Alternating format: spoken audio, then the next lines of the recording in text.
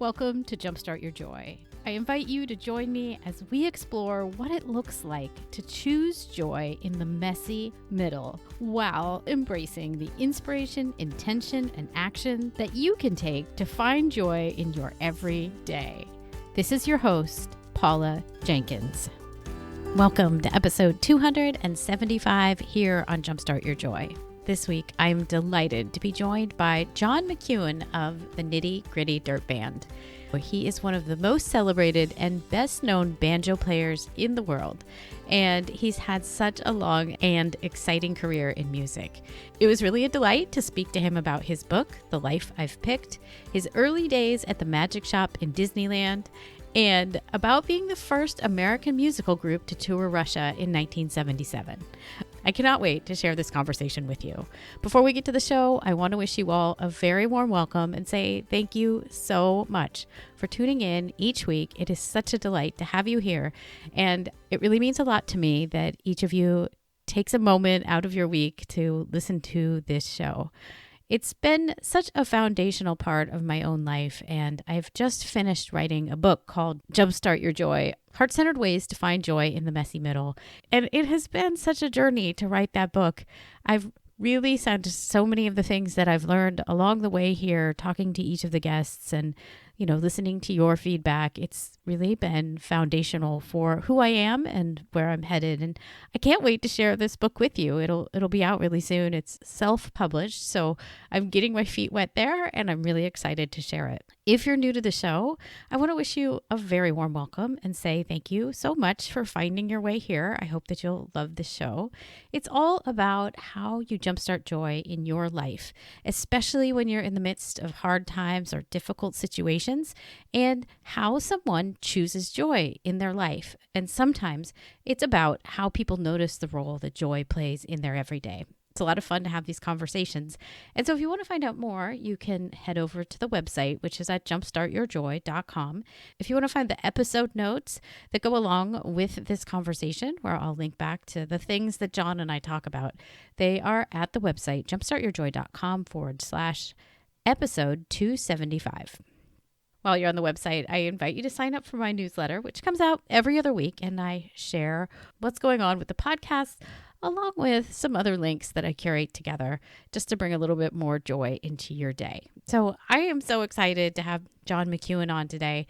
What really stood out to me about this conversation first was the way that he's been dedicated to finding things that he loves to do, and that those things also align to the career that he has. I also found it deeply meaningful that he is so excited and delighted about creating things that he shares with other people. Whether that's from a magic trick that he learns and he wants to share with someone else, or a new song that he's written, or a new song that he's learned to play. It's all about that interaction of learning something to share with someone else. I think you're just going to love what he has to say about that. I'm also really delighted that he shared about his experiences while the Nitty Dirt Band toured Russia back in 1977. And he has so many fun stories that I know you're going to love this interview. So let's jump right into the show. Welcome to the podcast, John McEuen. Well, thank you. It's good to be talking to someone in my old home turf of Fremont. That's right. We just discovered that you probably live just a few blocks from where I'm sitting right now. So that's really exciting. Yeah, it was for me in 7th and 8th grade, too. It was a new development, and we lived there for a couple of years and then moved to Southern California. Yes. I was a kid, so I didn't have much to say about it. I was just glad that we were now only 2 miles from Disneyland. Right. Where I ended up getting my first job. At 16 years old, I wanted to work in the magic shop in Disneyland. And by the time I convinced them, I was 16, and I got the job along with Steve Martin. We were both trying to get a job there, and the best 3 years of our early life, probably. And you guys were still friends having that there at Disneyland? Yeah, it started at Disneyland. And then we were seniors in high school together in Garden Grove High School. And then he went off to do things. He went to 4 years of college. I went to 2 years of college and started a band. Mm-hmm. And the Nitty Gritty Dirt Band got going, and then Steve got going. And my brother managed him his early career, his first 15 years, his first movies and TV shows and stuff, and road dates. So it was very strange to have a guy that you got a job in a magic shop with, where you were really excited about making $1.10 an hour. Mm-hmm. Wow. Yeah. And if you worked 50 hours, you get $1.25 overtime. And I'm glad to say I got a lot of overtime. But it's very strange to have a friend such as that for so many years that has now made, like, he's probably worth $500 million. And I'm not. But I'm doing fine. Well, and you have recently, or maybe it's not really united, but I believe that Steve has played on your album, and of course now he plays the banjo himself. Can you talk a little bit about that? It must have been kind of a really amazing full circle type moment, too. It really was. Steve and I started playing the banjo at the same time, two different banjos. And I was able to learn things faster than him, so I showed him what I was learning. Mm-hmm. And he kept up pretty good, and then he started writing his own songs. Now, keep in mind, these are a couple of young guys. This was 18, 19, 20 years old. Right. And it wasn't until I was 20 that the Nitty Gritty Dirt Band got underway, in which I was the oldest member. Mm-hmm. And our ages were 16 through 20. And then that went by for a few years. Steve kept playing the banjo and started performing live around the area, trying to figure out what to do. And let's just fast forward to 2010, when he had written a bunch of tunes, and I said, I ought to produce an album on you. And he said, that's a good idea. And he called it The Crow, New Songs for the Five-String Banjo. And it won a Grammy. Aha. Mm-hmm. So I was proud of that.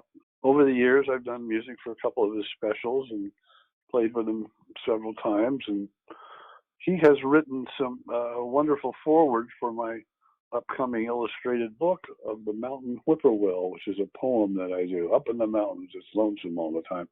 I do it while I'm playing fiddle and then pick up the banjo.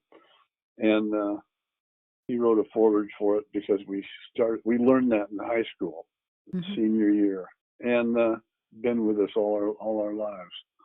It's a 7-minute poem with music behind it. I have an illustrated adult children's book coming out next year with The Mountain Whippoorwill, and that's a good thing. Yeah. Maybe I'll win something. I don't know. That's amazing. I understand you have another book coming out in 2021, and it's about when the Nitty Gritty Dirt Band went to the Soviet Union in 1977. You have a lot of photographs from that time, and some of them haven't even been seen before. 1,700 black and whites and 200 color, out of which there's going to be about 150 black and white and maybe 20 color. Mm-hmm. And it tells the story, along with me telling the story, of being the first American band to go to Russia in 1977 to do 28 sold-out shows. It was incredible. It was really fun. It seems like you were some of the first, and then things started to open up. A lot of rock bands, especially, went in after you guys were there. What was it like being in the Soviet Union, kind of as a first American group to be there? Well, they didn't know many American groups. Mm-hmm. And the music was illegal. It was illegal to import things that weren't approved. It was illegal to have albums, clothing, anything. It was restricted. You couldn't use Russian money anywhere else in the world but Russia. And it was a 3-year jail sentence if you had possession of foreign currency. Or if you could buy a record, that's going to cost me $10. I got to find $10. Hey, this guy over here has $10. Arrest him. And to get it into the country, it was such an arduous thing that they even had Bones records. Now, Bones records are something that is a little unusual. Hey, Ivan, I go to London next week to get X-ray. because they don't have the right X-ray machine in Russia, people were allowed to go get X-rays. And they wouldn't say it, but they knew what he was doing. And he would go get his X-ray, and then he'd take the X-ray film, which is about 14 by 25 or 20, and it's thick. It was heavy. And then they'd record a record on it. They'd put it on a turntable and record on it. And so you'd have a bunch of grooves in it. It's like the records you used to get in the magazine. Right. Little paper record or something. Uh-huh. And when they come back into Russia, they bring their X-ray with them.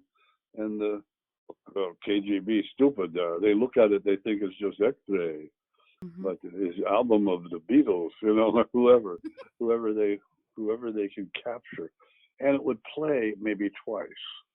Wow! So they were ready to record it with recording machines when they got it over there. This is in the 70s and the 80s, and it was quite a thing to have American music. Voice of America radio, very important, very much jammed by the Russians. Radio stations didn't exist. Radio station did exist. One station in every town. All the radios in a certain town were tuned to that station. The Leningrad station, the Moscow station, they were different frequencies, and you'd buy a radio with that frequency, and you'd listen to the radio. You just turn it on. Right. And there it was. You didn't have to go looking for it. There is not a station dial, folks. And so I always thought of Russian. I wonder if any Russians defected to New York and went out and bought like 80 radios, just trying. So many stations here. Yeah. But that kind of. We signed some albums. I signed a 15-year-old Temptations album and an Aretha Franklin album, I think. Wow. That was 10 years old. But it was a great time. It was like being a combination of the Beatles and Creedence Clearwater and the Dirt Bands, Right. We did a Chuck Berry song. We did Georgia on My Mind. Took a female singer with us, and let's just put it this way. The shows went over so well, playing to 2,000 to 5,000 people a night, depending on the venue we were in, that they went over so well that they didn't let anybody else in for 8 years. Rock and roll, the communist plot to overthrow capitalism. No, it's the American plot to overthrow communism. I know there have been some documentaries since then that have arguably stated that allowing American music in was one of those things that brought communism down as it stood. The people involved in that tour said there were two things that helped bring that wall down and change things, and one was music and one was the fax machine. When the fax machine came online, you could send pages of information in seconds before it got jammed. That's fascinating. I hadn't even thought about the fax machine having an impact too. 1988 or 89, the fax machine came along. They would get stuff out there. The guy with a fax machine could receive too, And in looking forward to your book and some of the photos that were of that tour, what are some of the things that people can look forward to and expect in the book that you're putting out? They can expect to look at something that was 45 years ago. And it looks about the same now. That it's just a interesting look back at a band when it was at its prime. Dirt Bands had 5 different primes, career swings: up swing, down swing, up down, up down, up. And after 50 years of doing that, I left to work on my own. And to talk about my new stuff and write books about the old stuff. I have a book out called The Life I've Picked. The life I've picked is basically takes me from beginning to right around now. I don't want to say to end, but it covers the early playing, the Dirt Band, the what went on around the Dirt Band, Nitty Gritty Dirt Band thing.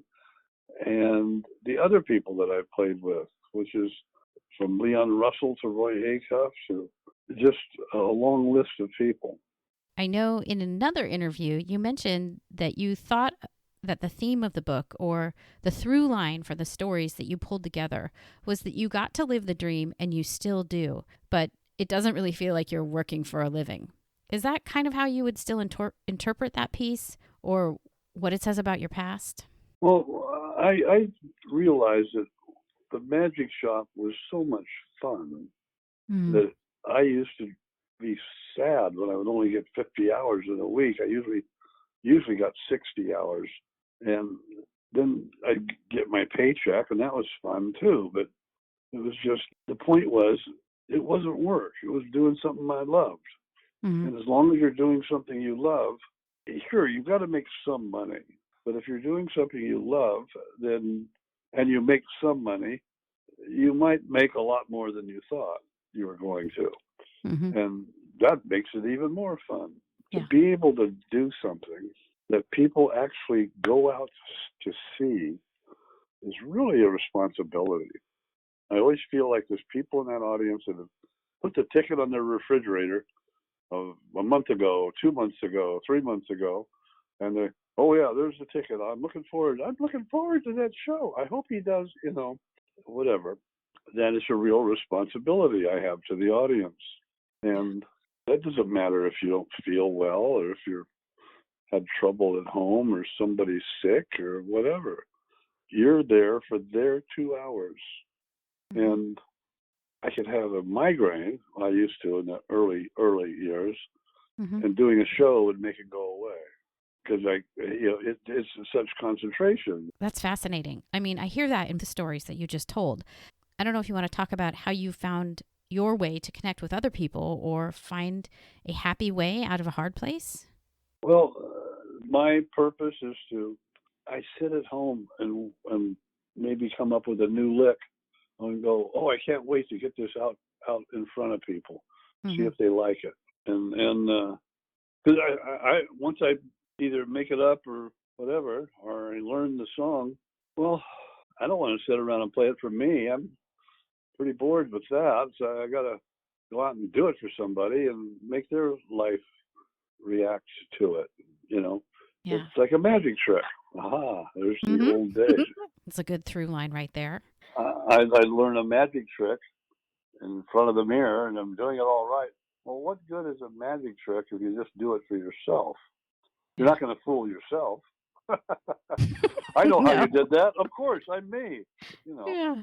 So you got to take that trick out and do it for people. And that Of trick, course. in this case, would be a song or a story Yeah. or a joke or something. Yeah. And about your creative process, it sounds like sometimes things kind of just come to you, or how do you go about creating something new, whether it be a book or a song, a melody, or something else that you share with others? What is your creative process? How do you get it going? I have to admit that with COVID thing happening, it is very difficult. I very much appreciate your phone call and your questions because that is more fun than sitting around the house. Sitting and writing something, I've come up with maybe 2 songs, but Mm. I'm just like anybody else. I'm trying to figure out what to do that I would look at a year from now and go, oh, I'm glad I wasn't just binge watching some show, Frankie and Grace or something, because I already did. But Yeah. you seen Frankie and Grace? Yeah, I've seen part of it. We're currently going through Little House on the Prairie again.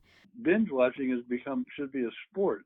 Yeah. So in between different things, it's fun to find things. That's why I like working on things. I have an album that's all talk. It's almost done. It's all spoken word album that has music behind each piece.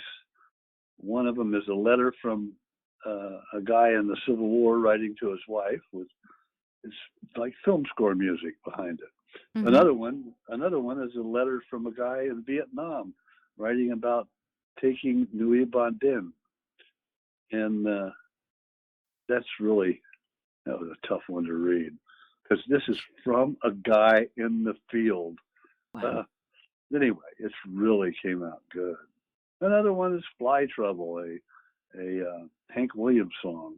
You know, did you ever sit straight up in bed with something circling around your head?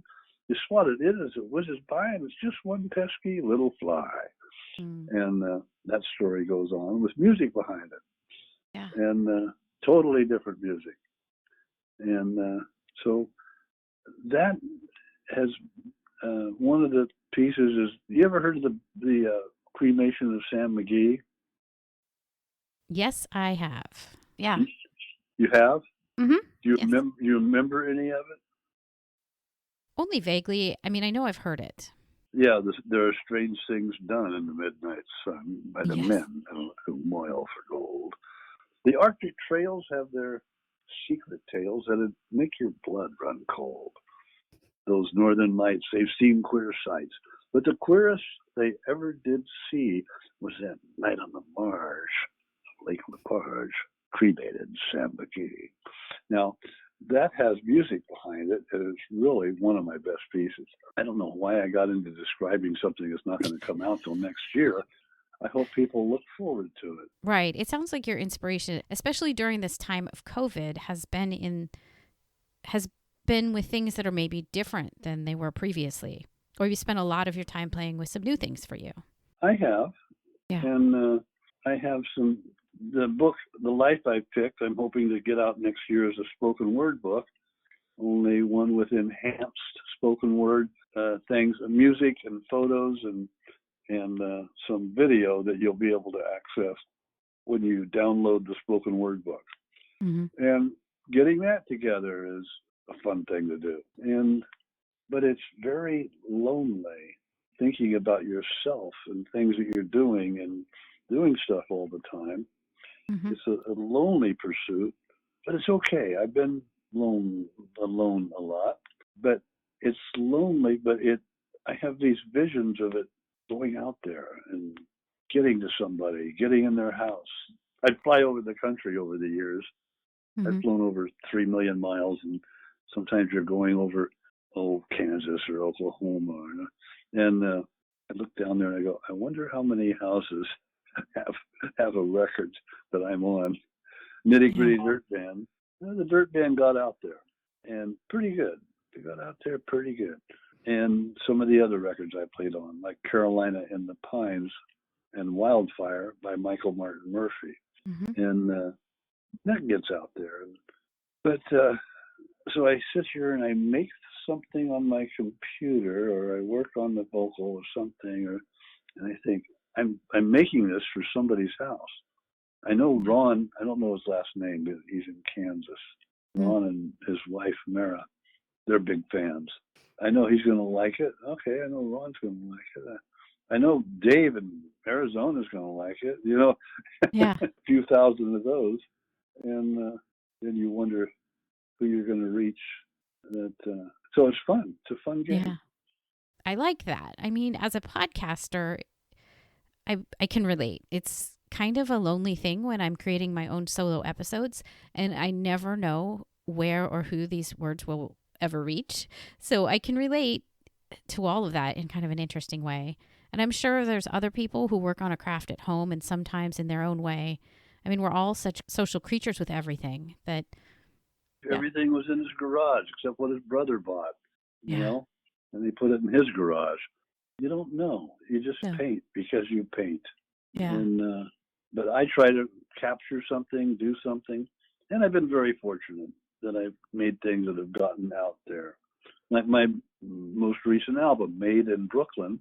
Yes. It was made in Brooklyn. Do you have that record? Yes, I like it. Very good. Oh, yeah. Oh, it's the best sounding record I've ever played on. Came out a couple years ago. Yeah. As John Carter Cash, Johnny and June's son. Yep. And Matt Crunchonis, David Amram, Andy Gessling from the group Railroad Earth. Steve Martin plays on the cut. John Cowan, the great bluegrass singer. Martha Redbone, David Amram. And we had up to 14 people on one song, and it was all recorded with one microphone. Yeah, not to save money, it's the way they did it. Mm-hmm. And you run a little bit of the song for the engineer. He'd shift people around out in the studio. You need to be closer. You need to be further. Can you Amazing. move over here? Yeah. It was a stereo microphone on a dummy head. You couldn't all be on one side of the stereo, so he spread it out. And it's the best drum sound I've ever had on a recording. Kevin Twigg was the incredible drummer, and it amazed me. Yeah. And some of the songs, the first song on there, Brooklyn Crossing, has 5 instruments. It was one take. Well, all the songs are one take, but we might have taken take 2. Yeah. Well, yes. And I know Mr. Bojangles is on that album, which is one of my favorites because my dad used to play it around the house, and he does a rather hilarious rendition of it himself. But would you tell us what made you put it on that album? The first 2 verses, and Matt Cartsonis does the last 2. Bromberg does the first 3, actually. There's 5. And Bromberg used to play with Jerry Jeff Walker for several years. And they would do that song together. And David Bromberg's the first guy I ever heard do it live. Mm-hmm. Back in 1970. We went to arrange for the Dirt Band after a show to go to the Main Point Coffee House in Pennsylvania to see Jerry Jeff Walker. And he has that incredible David Bromberg playing with him. Mm-hmm. Oh, great. Well, we got there after the show, and Jerry Jeff was collapsed on the floor in the dressing room. He called it a wild turkey night. And Bromberg says, I know the song here, and I'll play it. And we were talking about that when we finished Made in Brooklyn. Mm-hmm. And I looked around and I said, well, does everybody know? Everybody here knows Bojangles, right? What key? How about D? Mm-hmm. And D worked out. And we said, okay, let's record it. David, sing the first verse, then the chorus, and the next 2 verses, then a chorus, and then Matt will do the last 2 so you can play that backup and do an instrumental solo, and I'll look at everybody if they're going to solo. First solo will be the clarinet, and that's what we did. Okay, let's roll. And that's what was fun about this album.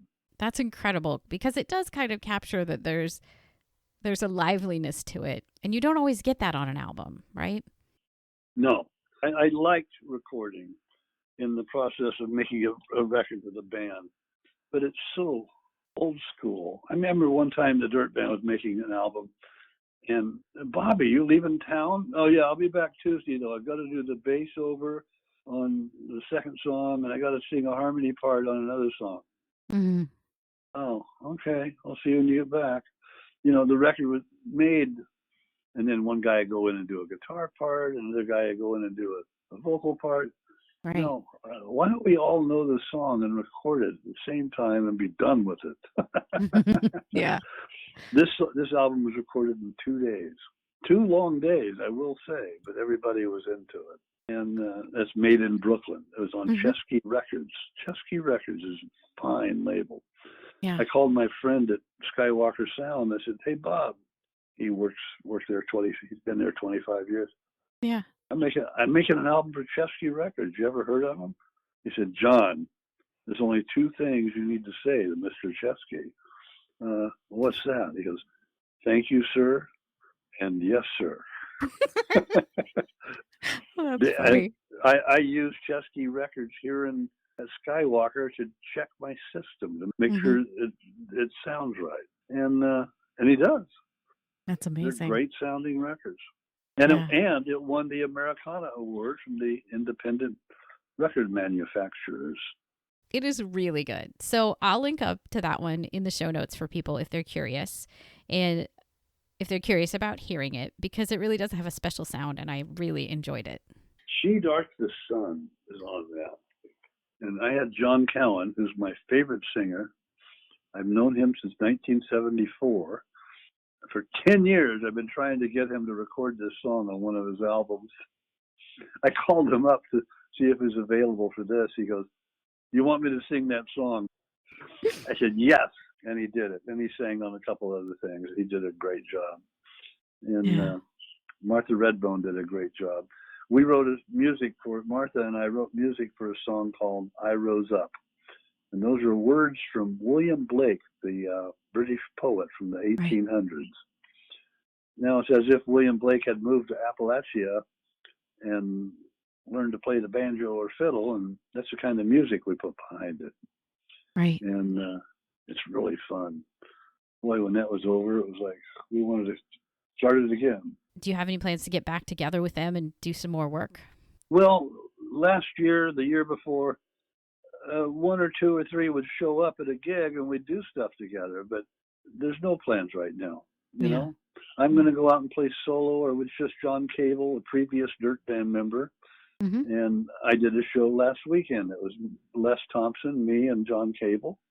Les Thompson is the original Dirt Band bass player. John Cable was there when we went to Russia, and then there's me. Mm-hmm. And that's a fun thing to do. Yeah. And Matt Kartsonis is the fourth member of the group I call String Lizards. And no plans right now, other than some tentative jobs. February, maybe February, maybe March. But we have to see how this plays out. So my wife and I had been together since February 8th of early in this year, longer than any other time in our marriage. And fortunately, it's worked out. Yeah, it's been interesting. I think for many people with such close proximity and for such a long time with the same people, it's definitely been interesting. People like to think, I believe, that they are doing something important or they have an importance to the world or life. Mm-hmm. And this has changed all that. You don't need to go do that because you can't. Your job is shut down, or nobody's doing that, or nobody, But I think what's happening is, at least for me, I'm realizing how important some things are that I hadn't paid attention to.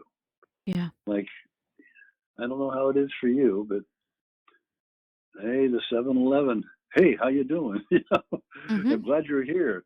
The people at the grocery store, the people that put stuff in bags, Uber drivers, just a long list of things that I'm really glad work well in this country. Yeah. Right. I'm finding it to be really nice to be able to interact with our neighbors more. I mean, we've always been friendly with the people that live on both sides, but it really is one of those true points of connections. We can walk out and actually speak with them, and we see them face to face. And, I don't even see my parents that often. And so there's this real community here that I think has grown or changed a little bit. Yeah. And also, I think people are finding, I just don't have to go there. I'll stay here and work. I'm going to sit around the house and I got a book to read. Like, I went to the post office today. It was like, wow, I'm getting out. Okay. And then I got done shipping 2 packages or 3, and like, I'm going to go home. That made me happy. It makes me happy to get on the internet and see some old friends there and stuff like that. But what makes me happiest is performing for people, and I look forward to getting around to where I can make other people happy so they can do that for me. Well, yeah, it's been a real treat to have you on the show. Would you like to share where people can find out about your book or about your album before I get to a last question that I like to ask everyone? Yeah, sure. My book's available on Amazon, The Life I've Picked, a banjo player's nitty-gritty journey. And it's doing quite well. Read the reviews, all of them, including the 1-star. It was written by, I'm sure, one of the guy's ex-wives. But she's disagreed with by everybody, the other over 100 people that gave it 5 stars. Yeah. So I'm very proud of the book. I spent a lot of years writing it. The pictures are cool. Pictures with everyone from Jose Feliciano and as a teenager, and then 10 years ago playing with him in New York. Amazing. Not a teenager. Leon Russell, all kinds of people. Yeah. Willie Nelson. I got a picture in there of Gary Hart and me. And it's a funny story. It's a very strange book. It sure helped me. I know that. And then for the last question, what are 3 ways that you can think of to jumpstart joy in your life, in the world, or in other people's lives? I think making some kids laugh. And I'd say just be a good grandfather. And I've got 7 grandkids. My granddaughter, 27-year-old, 26-year-old granddaughter, just had a baby. So now I have a great grandchild. And that is amazing. He is so happy. Yeah. He doesn't, I think joy is the only word he knows. And it's a happy baby, you know? Mm-hmm. And my granddaughter said, Grandpa, you aren't mad that I'm pregnant, are you? I says, well, I'm glad you're married, and I'm glad you're pregnant, and I'm really glad you're doing something for me that nobody has ever done. What's that? What's that, Grandpa? I says, well, up until now, I was just Grandpa. Now I'll be great Grandpa. You've made me great. Thank you. It made her laugh, and that was fun. She's a sweet girl. Well, for me, it's just musically. I have some pieces that take people away in a good way. And I think that does it. And I like to continue doing that. Yeah. And hope they hear it, because it's awful hard to get heard out there nowadays. Sometimes it's just hard to get coverage. Yeah. So just give things a chance, I guess is the word. Not just me, but anyone. Go out and experience some things. If you've never been to a rodeo, go to one. You might find out you like it. If you've never been to a comedy club, go to one. You know, if you do all these things involve going out. I am not going to eat escargot, and not eating oysters. So, but many other things are open. Thank you so much for being on the show, John. It's been a real delight to have you. Oh, well, thank you. John, thank you so much for joining me this week. It has been such an honor to have you on the show. I really appreciate that you've taken the time to share your wisdom and your stories and talk about joy this week here on the podcast. If you want to find out more about John or get those links in the episode notes, you can find them on the website at jumpstartyourjoy.com/episode 275. I know that there's links there to his book and Made in Brooklyn, which is one of the albums that we talk about, along with a link to his website and some of the other things. So be sure and check them out while you're on the website. Of course, you can sign up for my newsletter and get those notes every couple of weeks about the things that are going on behind the scenes and some curated things that will bring joy to your everyday. So I'm making the interesting decision here to go every other week with the podcast, at least now for a little bit of time. I really enjoy getting to do this show, and I want to dig in deeper and spend a little bit more time with the sound and the audio and learning new things, because I feel after these 6 years, it's time to kind of transform once again. So don't worry, I'm not going anywhere, but I am excited to dive into this thing that I love so much in a brand new way. And I will also be in touch, of course, about the new book that's coming out. So in a couple of weeks, you're going to hear from me again, and I'll be talking more about finding joy in the messy middle and some of the outtakes from the book, so we can play with all of that together. And I'll let you in a little bit behind the scenes of what I did, how I wrote it, and what my big takeaways are. So come on back in a couple of weeks for that discussion. And I do hope that until then, your days are filled with so much joy.